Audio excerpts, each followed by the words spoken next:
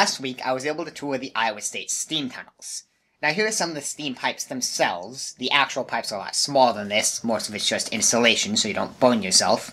And this, I'm not actually sure what it is. I looked it up and I think it's a void trap, which just releases excess pressure, but I'm not entirely sure.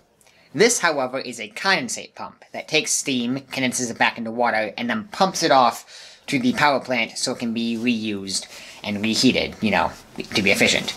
And these little red knobs are meters that measure how much steam the building uses so it can be charged appropriately. And, because we're underground, we have these air vents that let air into the tunnels, because, breathing is kind of important. However, because these tunnels are exposed to the open environment, rainwater can get in, which results in these mineral deposits on the ground, which is kind of a cool phenomenon that can just happen in steam tunnels. The process for how these mineral deposits form is the same as how stalagmites form in caves. Groundwater, like most water, is full of minerals. When this gets in caves, or in our case, the steam tunnel, it runs along the ceiling, eventually dripping down onto the ground. The water will eventually evaporate, leaving its minerals behind. After a long enough time, these small amounts of minerals build up, forming the noticeable deposit I showed earlier. Stalactites, which are the ceiling version of stalagmites, are formed in a similar way.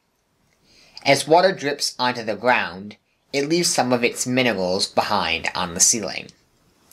Eventually, these minerals add up, forming the characteristic spike. Such a phenomenon is not found in steam tunnels due to the incredibly small space. The water will just run down the side of the walls, rather than dripping onto the floor. Now coming up, we have these expansion joints, because depending on the time of year and how much steam is used, the pipes might expand and contract based on how warm they are. And this here is a valve that controls how much steam gets through the pipes, and this is a compressed air pipe, in case the building wants compressed air. Going back to that valve, a fairly interesting phenomenon, known as a steam hammer, can occur if the valve is closed off too quickly. The opening of the valve can be closed off a couple of ways.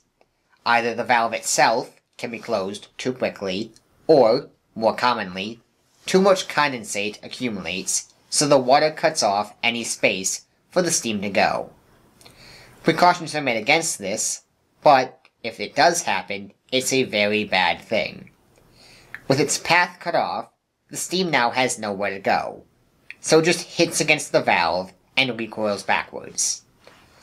However, the mass from other steam behind this recoiling steam pushes the steam back forward, hitting the valve again and recoiling.